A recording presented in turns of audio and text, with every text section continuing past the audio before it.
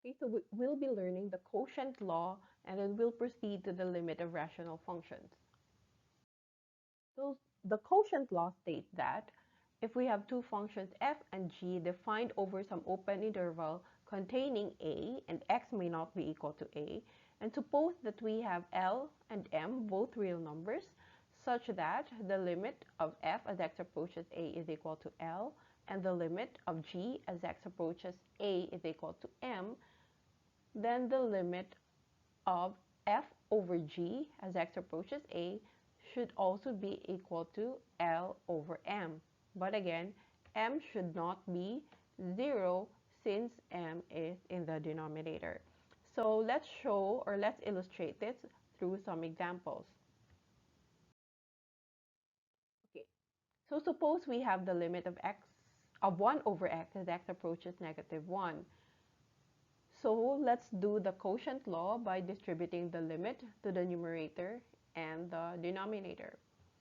And then we apply the basic limit laws and we simplify. So we get that the limit of 1 over x as x approaches -1 is equal to -1. Now what if we take the limit of 3x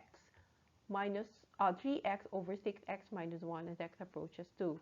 So again, we use the limit law to distribute the limit to the numerator and the denominator.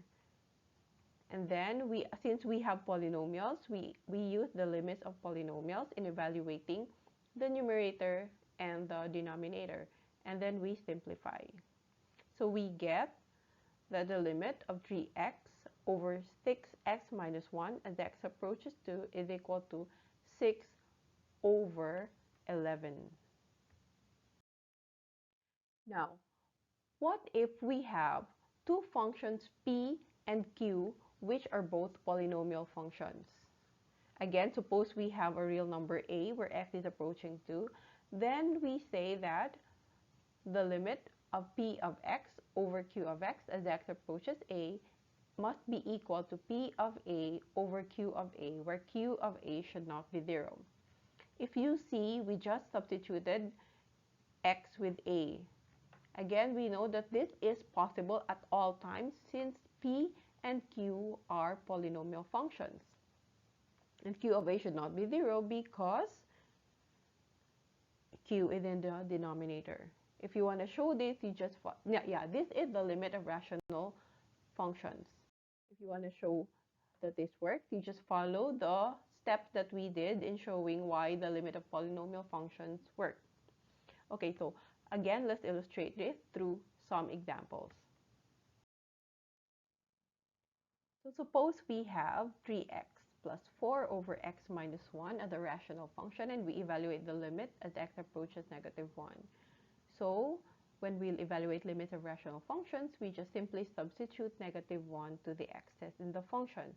And then we simplify to get the limit of 3x plus 4 over x minus 1 as x approaches -1 equal to -1/2.